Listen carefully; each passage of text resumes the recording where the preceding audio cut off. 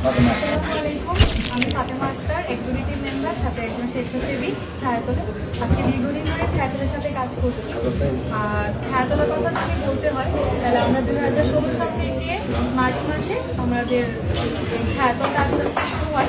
আমরা 249 জন বাচ্চা নিয়ে এখন কাজ করছি। আমাদের 4টি ক্যাম্পাস পরিচালনা করছি। আমাদের 4টি ক্যাম্পাসই ঢাকার মধ্যে মোহাম্মদপুর বেসে আমরা কাজ করছি। আমরা আসলে 2016 সাল থেকে বাচ্চাদের পড়াশোনার পাশাপাশি বাচ্চাদের খাবার দেওয়া, সকালে একটা নাস্তা, দুপুরের লাঞ্চ, সন্ধ্যার একটা স্ন্যাক্স দেওয়ার চেষ্টা করছি। তো ওরা আমাদের সাথে সকাল থেকে 9:30 থেকে সন্ধ্যা 6টা পর্যন্ত থাকে। আমরা ওদের পড়াশোনার পাশাপাশি এখন আজকে 2.5 বছর ধরে আমরা ওদেরকে ভোকেশনাল ট্রেনিং দেওয়ার চেষ্টা করছি। ভোকেশনাল ট্রেনিং এর মধ্যে আমাদের আপু বলেছেন যে ভোকেশনাল ট্রেনিং এর মধ্যে আমরা কম্পিউটার প্রশিক্ষণ, তারপর মোবাইল সার্ভিসিং, হ্যান্ডিক্রাফট, তারপরে স্পোকেন ইংলিশ, এগুলো দেওয়ার চেষ্টা করছি। বাচ্চারা মাশাআল্লাহ খুব ভালো শিখছে, বাচ্চারা চেষ্টা করছে ভালো, আমরা বাচ্চাদেরকে ভালোভাবে টেক কেয়ার করার চেষ্টা করছি।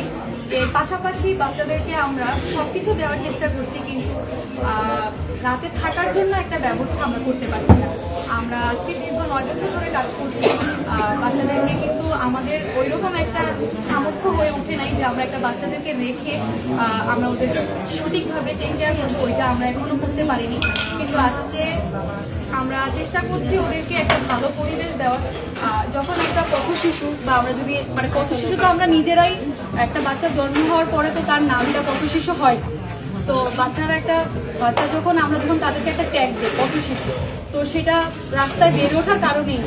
তো আমরা একটা বাচ্চা চাই না যে রাস্তায় বেড়ে উঠুক, বাচ্চারা যাতে একটা সঠিক সুন্দর একটা মানসিক বিকাশ নিয়ে বেড়ে উঠুক, সেটার চেষ্টা আমরা করছি। তো তার জন্য আমরা আজকে গত বছর 20 সেপ্টেম্বর থেকে আমরা শুরু করেছি শেল্টার প্রজেক্ট নিয়ে, বাচ্চাদের একটা আবাসিক স্কুল নিয়ে। তো এটার জন্য আমরা একটা কষ্ট করে একটা বই তৈরি করেছি। এটা আমাদের বাচ্চাদের শেল্টারের জন্য এই বইটা। তো এখানে আমরা ছোট্ট একটা স্ট্রাকচার তৈরি করেছি, 3D মডেল। এটা বাচ্চাদের একটা স্ট্রাকচার, যেটা বাচ্চাদেরকে আমাদের যখন জমিটা কেনা হয়েছে, কিন্তু আমরা স্ট্রাকচারের নকশার কাজটা এখন করছি। আমরা 33% জমি কিনেছি। এই যে 1 জুন 2024 সালে আমাদের 33% জমি রেজিস্টার হয়েছে। তো আমরা এখন নকশার কাজটা করছি। ইনশাল্লাহ তাড়াতাড়ি আমাদের স্ট্রাকচারের কাজটাও হবে।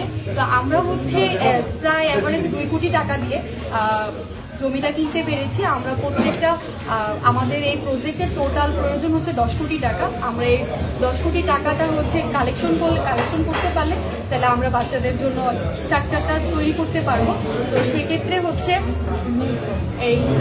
আমরা এখন বাচ্চাদের প্রত্যেকটা এটাকে সহজ করার জন্য কিভাবে সকলের সহযোগিতা পাবো, কিভাবে আমরা একজন মানুষকে আমাদের কাছে আমরা আমাদের সমস্যাগুলো সবার কাছে যে উপস্থাপনা করেছি, বলেছি যে কিভাবে আমরা বাচ্চাদের স্কুলটা তৈরি করতে পারি, আবাসিক স্কুলটা, যাতে বাচ্চারা পড়াশোনা করে আমাদের স্কুলের মধ্যেই সকালে ঘুম থেকে উঠে নাস্তা করলো, করে স্কুলিং করলো, তারপর ভোকেশনাল ট্রেনিংটা করলো, করে দেন আবার সন্ধ্যায় আমাদের সাথেই যাতে থাকতে পারে। এটার জন্য আমরা চেষ্টা করছি যাতে বাচ্চাদের শেল্টার হোমটা খুব তাড়াতাড়ি হয়ে যায়। আমাদের এটা খুবই নিডি।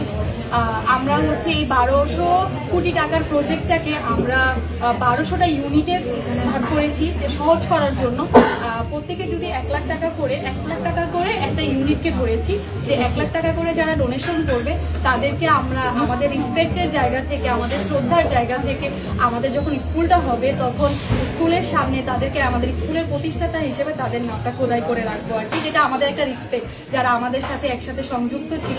তো আমরা এইভাবেই আস্তে আস্তে এই পরিকল্পনাটা শুরু করেছি সবার সাথে। আমাদের যারা শুভাকাঙ্ক্ষী আছে, ভাইয়ারা আছেন, কাশিম ভাইয়া আছেন, মঞ্জুশহীদ ভাইয়া আছেন, তাদের সাথে আমরা এই বিষয়গুলো নিয়ে আলোচনা করেছি। দেশে বিদেশে অনেকের সাথে আমরা এই বিষয়গুলো নিয়ে আলোচনা করেছি, বলেছি যে আমরা এই কাজটা করতে চাচ্ছি, আমাদের বাচ্চাদের এটা প্রয়োজন। যার আমরা চাই না একটা বাচ্চা ঝরে পড়ুক, একটা বাচ্চা যাতে রাস্তায় ঘুমাক।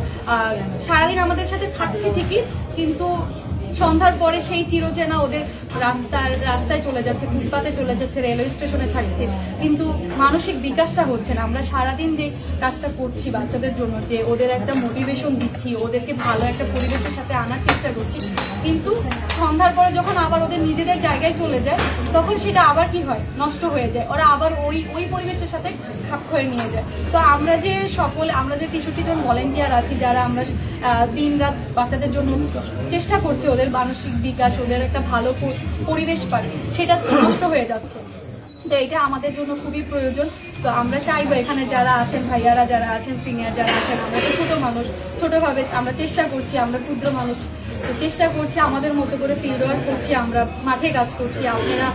আপনারা যারা আছেন তারা সবাই যদি আমাদের পাশে থাকেন, আমাদের সহযোগিতা করেন, আমাদেরকে পরামর্শ দেন যে এই কাজটা তোমরা এভাবে করো, এভাবে করলে ভালো হয়, তো এটা যদি আপনারা করেন, আমাদের সাথে যদি এগিয়ে আসেন, তাহলে আমাদের জন্য খুব উপকার হবে। আমরা চেষ্টা করছি আমাদের মতো করে, আপনারা আমাদের পাশে থাকবেন। ধন্যবাদ। আসসালামু আলাইকুম।